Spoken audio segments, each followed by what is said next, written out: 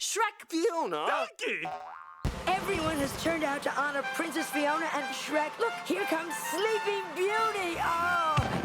I hate these ball shows. Flip over to Wheel of Torture. You are cordially invited Dinner is served. Everybody dig in. Don't mind if I do, Lillian.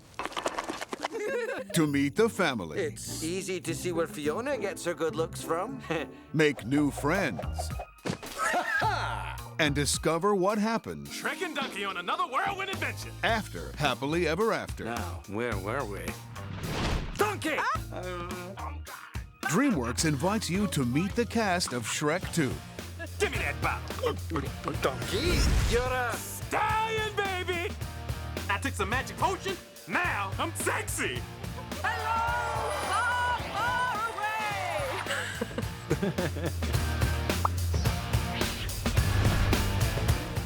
They've decided to do it animated again, which I thought was smart. It's so good to be home. Mike brings to Shrek Shrek, basically. I mean, I can't separate the two. Mike is Shrek. The kingdom of far, far away, Donkey. That's where we're going. Far, far away.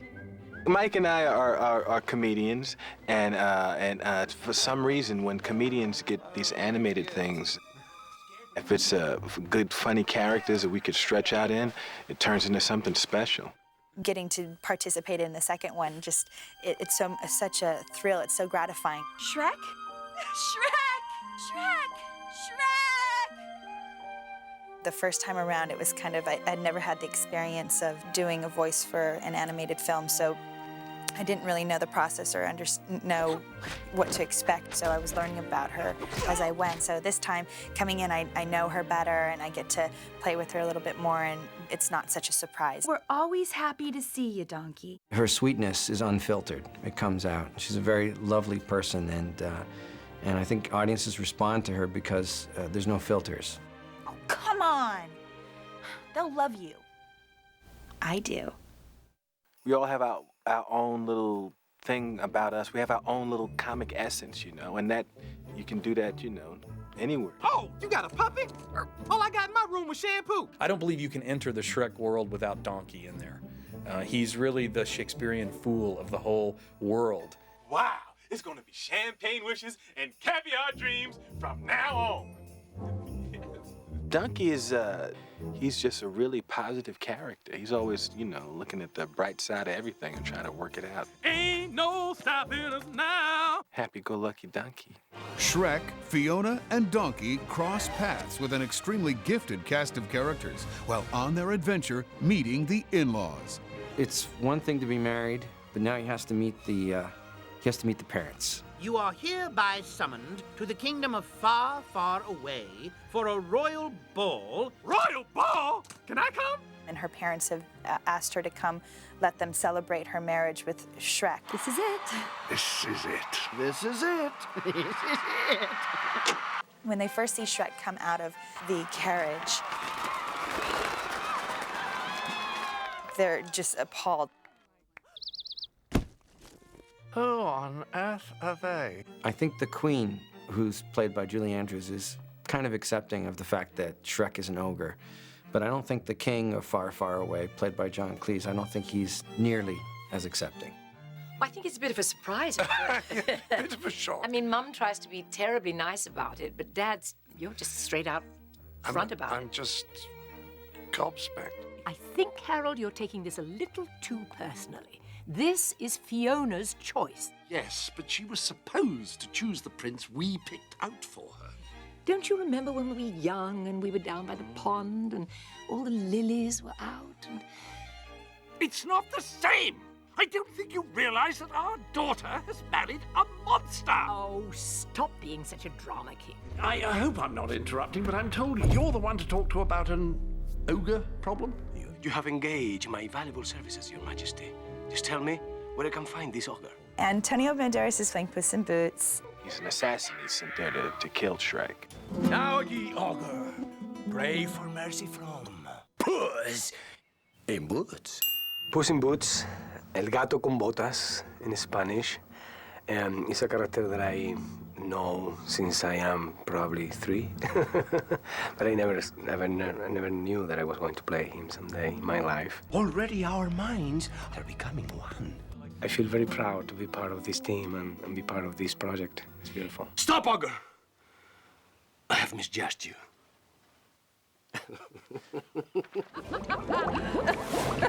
Excuse me. Oh, sorry to barge in like this, but What in Grimm's name are you doing here? this time we're joined by some amazing talents like Jennifer Saunders. Mummy can handle this. I'm playing the fairy godmother, who is the star of Shrek 2. I think. She couldn't be the nice, happy, sweet fairy godmother. She's a bit of a sort of celebrity, show business fairy godmother. But remember, dear, if you should ever need me, happiness, it's just a teardrop away. You know, she just brings this amazing performance to the fairy godmother, and when I hear her voice, I can definitely come up with 15 different things that could be, you know, under the surface of the character. Harold, you forced me to do something I really didn't want to do. Jennifer was amazing. I mean, Jennifer, again, was someone I always wanted to work with, admired right back from French and Saunders through Ab Fab and all the stuff she's ever done. She's got quite a few things stirring in her pot. You remember my son, Prince Charming. Prince Charming. Charming! Oh, is that you? My gosh, it's been years. When did you get back? Oh, about 5 minutes ago, actually. After I endured blistering winds and scorching days, I climbed to the highest room in the tallest tower. Prince Charming is Rupert Everett, who is an angel. He's daring, he's dashing, he's brave, and so he represents all of that. He's living the so-called dream. There to await the kiss of the handsome Prince Charming. And it was destiny that his kiss would break the dreaded curse. I think the most exciting thing, in a way, is that, you know, the classic thing of a book opening and someone reading the lines, and I get to read the Once Upon a Time bit at the beginning. Once upon a time, in a kingdom far, far away, the king and queen were blessed with a beautiful baby girl. And throughout the land, everyone was happy. That is really thrilling, because my whole childhood was, you know, was going to the cinema and seeing those bits of silk with a book on top and hearing some voice saying once upon a time, long, long ago. Rupert is interesting because he's also a very well-trained, you know, theatrical stage actor. And so he has all this presence and very professional, very, very serious about his performance, and yet he does a lot of comedy. I mean, after all, you know, if you've got it, flaunt it, right? So it was just such a wonderful blend. Is that glitter on your lips? Cherry flavored. Want a taste? Just an amazing group of actors. They're so good that you actually end up getting to know and falling in love with the characters.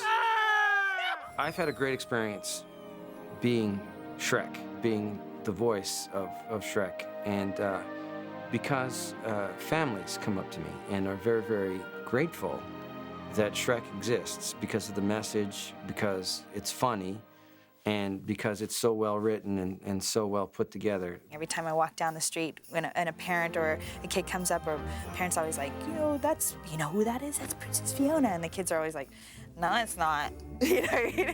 People come up with their kids and they'll say like, my son has seen Shrek 100 times. And the kid will be standing there and they'll say like, do a scene from Shrek. And the little kid would do like a whole scene from Shrek and do the donkey's lines and stuff. And then they're looking at you and you go like, hey.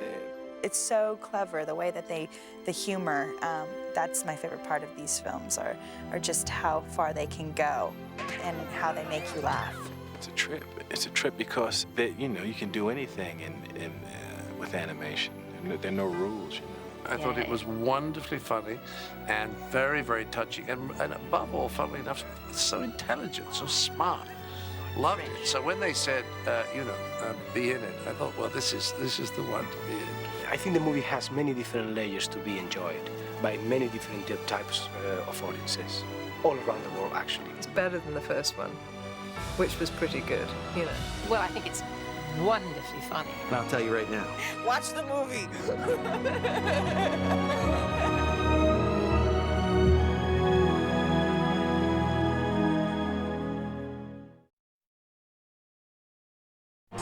In DreamWorks' new film, Shrek 2, one very lovable fairy tale character by the name of Puss in Boots has everyone talking. I think my favorite thing in the entire movie is Puss in Boots. It would be an honor to lay my life on the line for you. Antonio Banderas is playing Puss in Boots. He is a very dynamic Shrek. For you, baby, I could be. He is funny and charming, and that little cat is so sweet. Look at him in his wee little boots. You know, how many cats can wear boots? Honestly. I want to take that cat home and have him be my pet. What I love about him is the contrast. As soon as I saw that picture that they showed me at the studio, and I asked about the size of the character, and he said, well, it's very little actually, and compared to Ogre, it's just nothing. Oh, listen, he's purring. Then I started thinking in the possibility of doing exactly the opposite of what that body was demanding from me.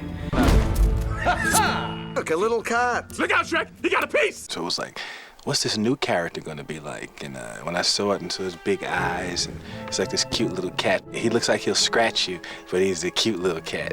You know? I mean, those eyes are, it's actually eyes that can stop an army. I would love to have those eyes. Oh. The king of Far, Far Away is very unhappy that Shrek is an ogre, so he puts out a hit on Shrek. Excuse me, I need to have an ogre taken care of. And hires an assassin by the name of Puss in Boots. Pray for mercy from Puss in Boots. I have the opportunity, actually, in this movie of taking a little laugh on Zorro's character. Serious, arrogant, brilliant, very sly. And in this character, what I try to do is just to actually laugh off myself a little bit. Fear me, if you dare. Well, he presents himself as being a gentleman, coming from Spain, very proud, but at the same time, we immediately start seeing that he got his little problems too.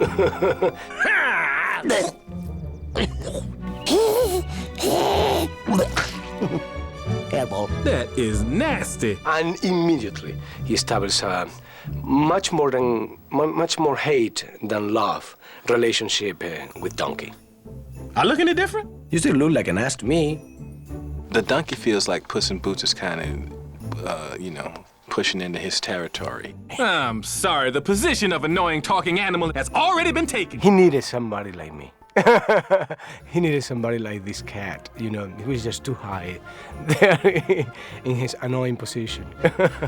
Listen, if we need an expert on licking ourselves, we'll give you a call. Donkey gets very, very jealous of Puss in Boots. All I can say is, who's the green one now? Who's the green? The ogre's green. I got a great relationship with Andrew because he was the one who was with me in the booth all the time. So he, for me, was everybody. He was Fiona, he was Shrek, he was everybody. And actually, he's a great imitator of voices. Directing Antonio Banderas was incredibly easy.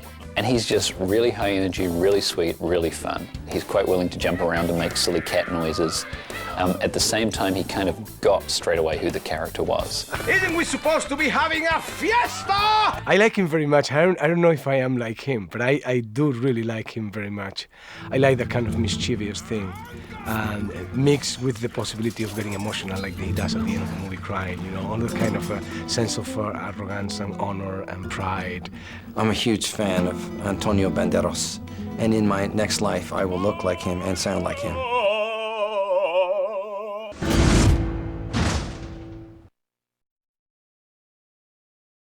Well, the difficult thing this time is it's not just our movie anymore. It's owned by the entire audience. And because thankfully the first movie was very successful, there's a very high level of expectation.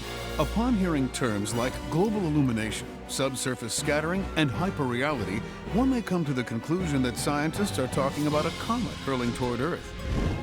When in fact, that very terminology is being used today in the making of Shrek 2. Which showcases some of the most astonishing breakthroughs ever in computer animation. Technology has advanced in a number of ways that make Shrek 2 better, bigger, more beautiful than Shrek 1. Yeah, one of the things that we're trying to do is definitely we're trying to raise the bar, and we want to make sure that we're pushing the envelope and really delivering something new for the audiences to see. In Shrek 2, we have a lot more human characters than we had in Shrek 1, and so we spent a lot of time kind of bringing up the level of what the human characters look like. We have actually quite a few different hair systems and ways to deal with hair and fur so that it looked beautiful and perfect and moved nicely, and just in general that the hair would look more believable. Shrek 2 is more intricate and more detailed in such a way that it's able to present a picture that is more realistic, and you can almost walk into this movie. We spent effects time developing rain systems and moving clouds for dramatic scene where clouds roll in, and snow. That really has helped a lot to bring this much higher level of hyper reality to our world. You don't know what it is, you just know you feel more a part of it, and that's the goal, really. There were many things that we wanted to do in the first Shrek, particularly with lighting, that just were not really achievable on the scale that we needed to achieve them. There's a lighting technique that we have developed a shader for that we call subsurface scattering, which provides a translucency level to the skin. There's another lighting technique that we call the bounce shader, and this is a form of global illumination where you simulate the way light bounces around just in general, not just in skin, but within a room. More fur, more hair, more water, more smoke, rain, effects, fire, all of those things that were hard and we were developing them last time, we were able to launch off from that point and develop them further this time. Shrek and Donkey and Puss get caught in a rainstorm and get soaked. I don't think that's ever been seen in a CG film before. And it's beautiful. So people, even though we haven't seen anything between Shrek 1 and Shrek 2, they've definitely been working very hard to make sure that this is a whole new feast for the eyes. It's really great. When you see Shrek 2 and you see a mere 3 years later what we are able to realize of our artists' dreams and imagination in that film, it kind of takes your breath away. Computer graphics is still a relatively young industry, and together on each of these films we try to create and invent new solutions towards the creative ambition of each film. We have an amazing partnership with HP. A couple of years ago, we signed a strategic alliance together with our companies. I think once HP got inside and understood a lot about our work process and our thought process, our creative process, it sort of opened up, lots of opportunities. So it's really become a good two-way street. It's gonna be champagne wishes and caviar dreams from now on. Designing the incredibly stylized look and feel of Shrek 2 requires the imagination and expertise of many talented people, as everything in an animated film must be created from scratch. To get the look of the movie going, we work in imagining what the movie will look like by painting, sketching, drawing. Wow! Character designer Tom Hester plays a key role in defining the look, utilizing research, a fertile imagination, and clay to craft the film's amazingly rich characters. With a sculpture, we can kind of talk about 360 degrees of angle there and really figure out how this character is going to look. We'll do several versions. We've got like 11 versions of the King character, for instance. Let's try him heavy, let's try him skinny, let's try him with a kind of greasy look to him, and let's try all these things. But we really have to identify the character first. At that point, we'll transfer all these sculptures, send them up to PDI so that can be digitized into the computer. Oh, well, let's explore that, shall we? Shrek 2 really, we always joke, is really like a fashion show. In designing character clothing that moves, wrinkles, and reacts to light like real cloth, costume designer Isis Musenden worked closely with animators in bringing a remarkable selection of wardrobe to fruition. We design everything on an animated film: the fabric, the trims, the clothing, the jewelry, the shoes. Well, they're both festive, aren't they? I think the crowds are gonna look amazing. We created fabrics that could be used 100 times over, punching in different colors. We found every way we could to multiply and to make it more interesting visually than just the few costumes we had before. Once all the sets are built, the characters cast, and the costumes created, It's the job of the production designer and art director to oversee every little detail. We have to design everything. Twigs, rocks, boulders, moss on the rocks, how it grows on the rocks, forest debris. So we have different levels of things. So forest debris would be anything from pine needles to oak leaves to bark to stones. We strategically place those in the shots to give it a more natural feel. It's fairly challenging, but I think it works. It gives Shrek a uniqueness, and that's probably what part of its appeal is too. Shrek 2 is just as amazing as Shrek 1 in terms of being state-of-the-art, cutting-edge technology of animation. So it's just even more of a spectacle than Shrek 1 was.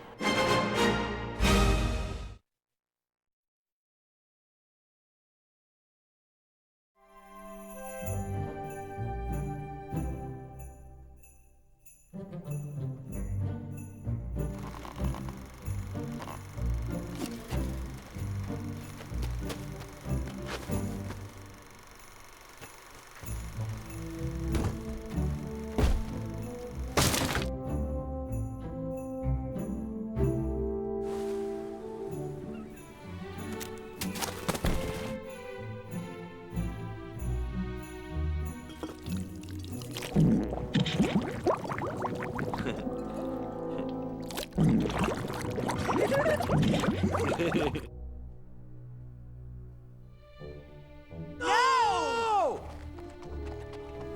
Are we there yet? Hey, That's not funny. Hey, that's really immature. That's really immature.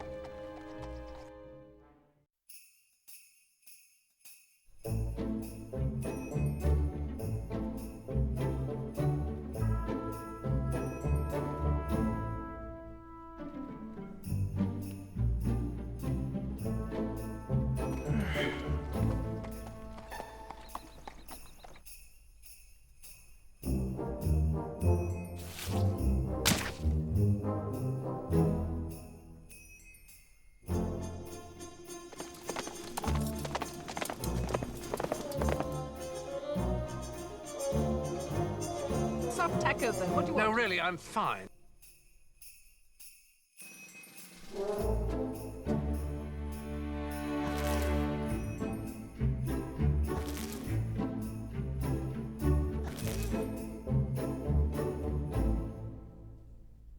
On my honor, I am obliged to accompany you until I have saved your life, as you have spared me mine.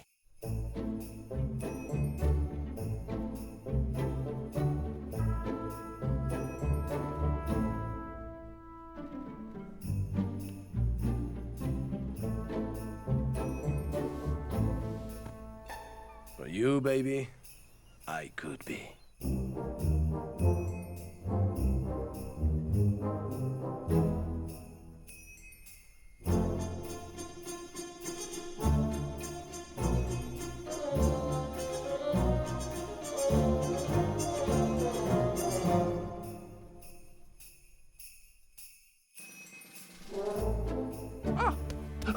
Oh, hello.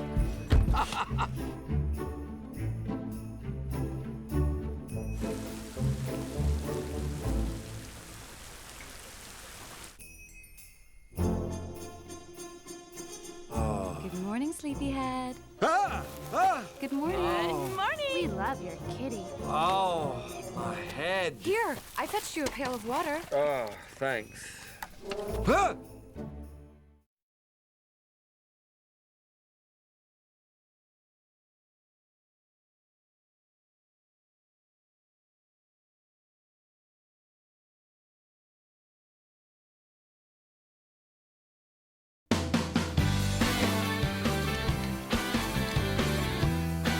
Here we go! Oh no, go! Run! Hit it! So she said, what's the problem, baby? What's the problem? I don't know. Well, maybe I'm in love. Think about it every time I think about it. Can't stop thinking about it. Like the original Shrek, the soundtrack for Shrek 2 features an eclectic blend of vibrant songs and phenomenal musicians. You can't really second guess what an audience wants. You just kind of have to go with your instinct. We wanted to have musicians and music that was very much our own taste. And we were lucky that we had a lot of artists that liked the first movie, that were very willing and wanted to do something for this movie. The songs just got to kick in and just launched the movie into this high-energy love fest. Counting Crows came in and plopped a song on us. The song's called Accidentally in Love. It really fits the movie because it's essentially the story of two people who fall in love, who weren't necessarily supposed to fall in love. Accidentally in love just means, what are you gonna do? You're in love. I've never worked on a movie that was easier to find people that wanted to be a part of it. Everybody we approached wanted to be a part of Shrek 2. The first music that came to the film was really the stuff that the directors wanted to lay into the scenes that they felt were helping propel the scenes, whether it be Funky Town by Lip Sync or David Bowie's Changes. The song that I was asked to contribute to for Shrek 2 is a song of mine called Changes, an Australian called Butterfly Busha. Did a non-flowery version of my song, and I loved it. I thought she did a terrific job.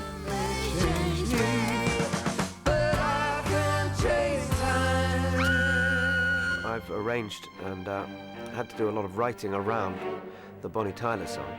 Jennifer Saunders is singing the vocal, and she's really terrific. Late at night, I toss and I turn and I dream of what I need.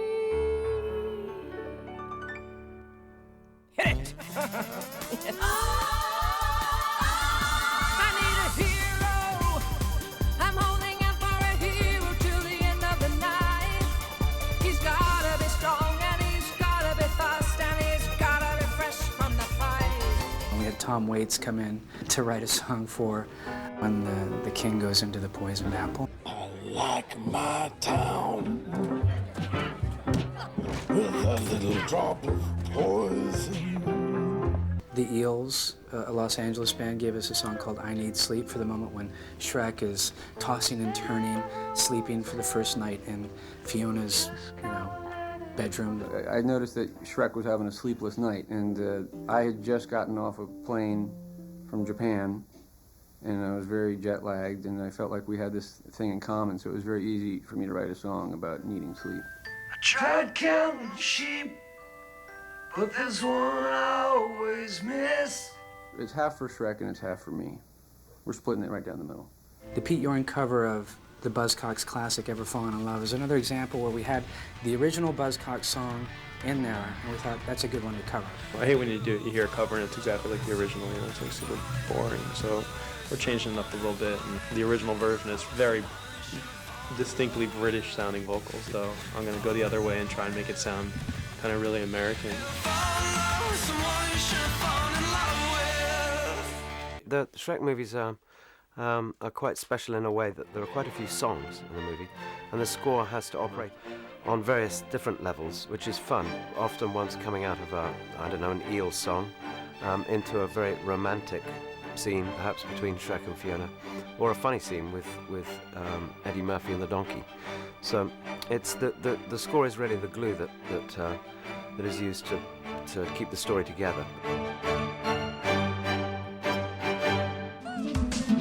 Here we go! Livin' La Vida Loca is the I'm a Believer moment for Shrek 2. The performances by Eddie Murphy and Antonio Banderas really are what make this moment work, I think. It's almost like it's becoming a tradition, and now with this second part too, just to finish always the movie with a big song in which everybody participates.